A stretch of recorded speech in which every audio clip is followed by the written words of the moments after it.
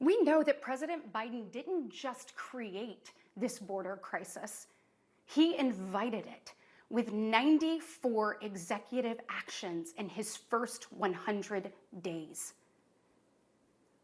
When I took office, I took a different approach. I traveled to the Del Rio sector of Texas. That's where I spoke to a woman who shared her story with me.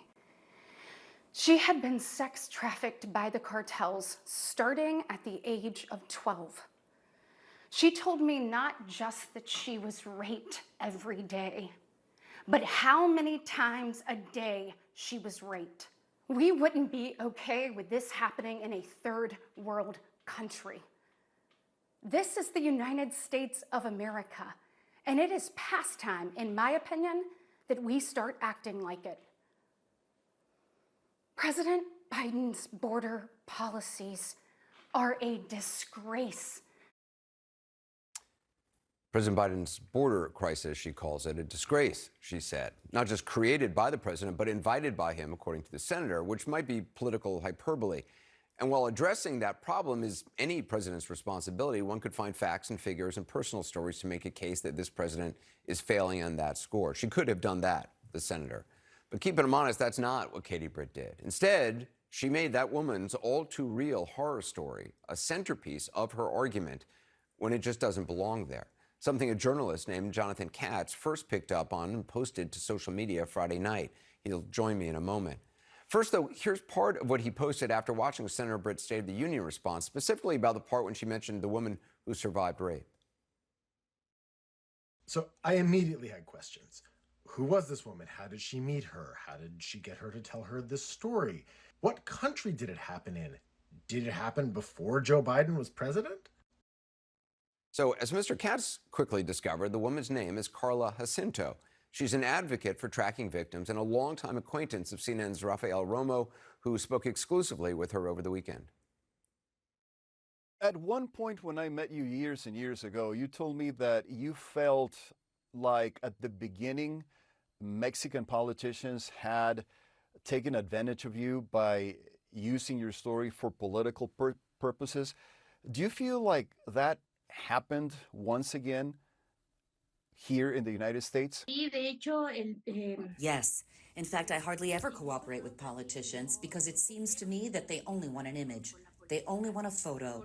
And that to me is not fair. Carla Jacinto also told me that Senator Britt got many of the facts of her story wrong. Number one, she was not trafficked by Mexican drug cartels, but by a pimp that operated as part of a family that entrapped vulnerable girls in order to force them into prostitution. Two, she also said she was never trafficked in the United States, as Senator Britt appeared to suggest.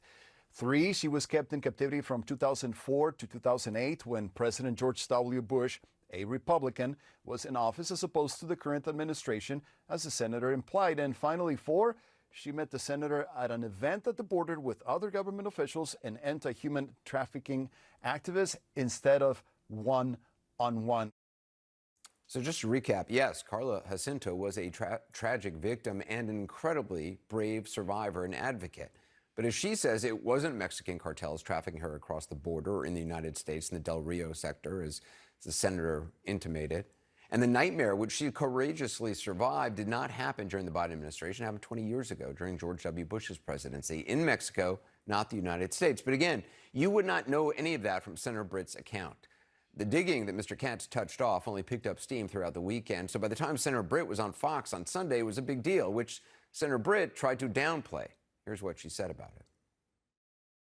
Did you mean to give the impression that this horrible story happened on President Biden's watch?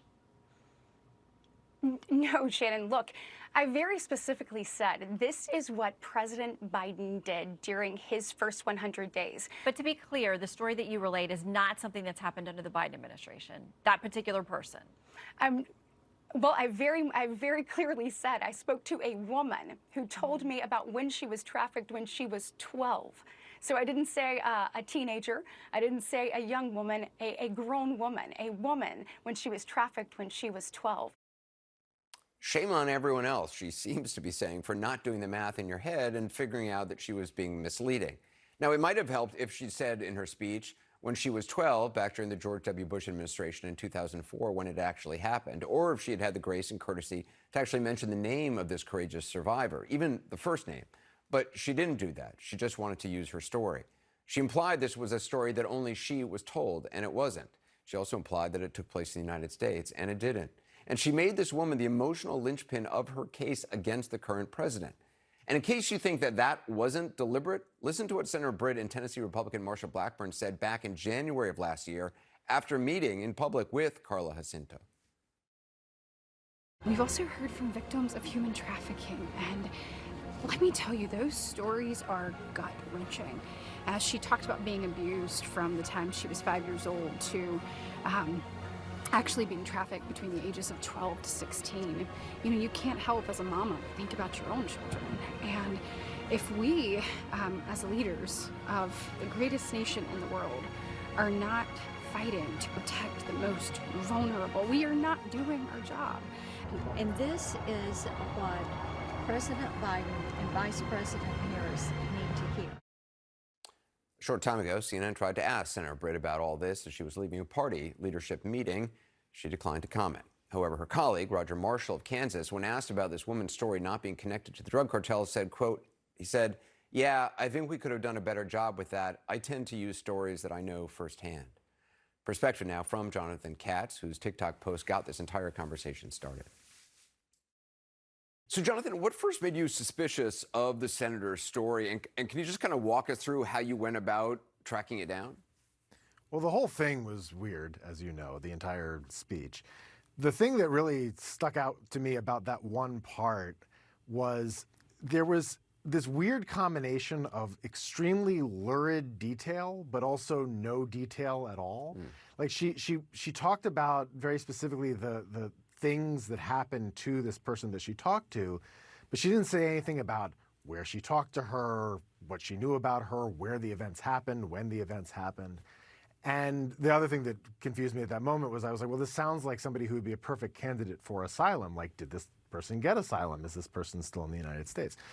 And I just was sitting there, and during the extremely weird kitchen speech, I just started Googling.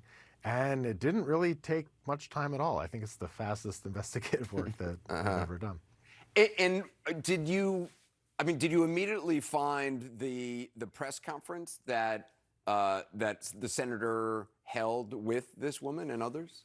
There were a couple of steps in between. I mean, first I found out that Senator Britt had been telling the story over and over again because there were a whole bunch of hits for it. Even though it made it sound like this was kind of the first time she had told it. Yeah, no, that was the first thing. I was like, well, this is not a new story. This is something that's kind of almost become maybe a stump speech for her in a way. And then I realized that she had gone on this trip with Marsha Blackburn and Cindy Hyde-Smith in January of 2023. And then I looked at Senator Blackburn's webpage, found that press release, and that's when I saw the press conference. They called it a roundtable, but the press conference that they had with this woman, Carla Jacinto Romero. I'm wondering what you made of Senator Britt defending herself on Fox yesterday, because she essentially said, well, it was implied. I wasn't connecting this to the Biden administration, even though she was connecting this to the Biden administration. And she said, well, I did say, you know, this was a child and that I had spoken to a woman, assuming, I guess, that viewers were supposed to have done the math and figured out that this was an old story. I mean, that was one of the pieces of math that I did. There were a lot of things that were weird about it. That was one of them, that she's describing something that happened to somebody when they were 12 years old and she calls them a woman. I was like, well, this couldn't have happened in the last couple of years then. So I picked up on that. I think it was pretty subtle. But I thought her response wasn't really a response at all. I mean, the host on Fox asked her very specifically, like, were you trying to imply that this happened during the Biden administration? And then she says no, and then she goes on talking about essentially how Joe Biden is responsible for this thing that happened 20 years ago. It's also interesting to me that she never used the victim of this name. Generally, if you're telling the story of somebody who something traumatic has happened to, I mean, just as a sense of sort of decency in making them into an actual person, you would, at the very least, use their first name. You know, with their permission. In your TikTok, you mentioned that reaching out to Senator Britt's office. I'm wondering if you ever heard back from them, because they've put out stuff now, but I'm wondering if they ever actually responded to you, because you are the one who really uncovered this. They have never responded to me. It was not easy to find her spokesperson. Apparently, this is a hard thing to do these days, to find legislators' spokespeople. That used to be the easiest thing. But I sent him an email immediately. I mean, I sent him an email that night at 11:20 p.m. or something like that on the East Coast.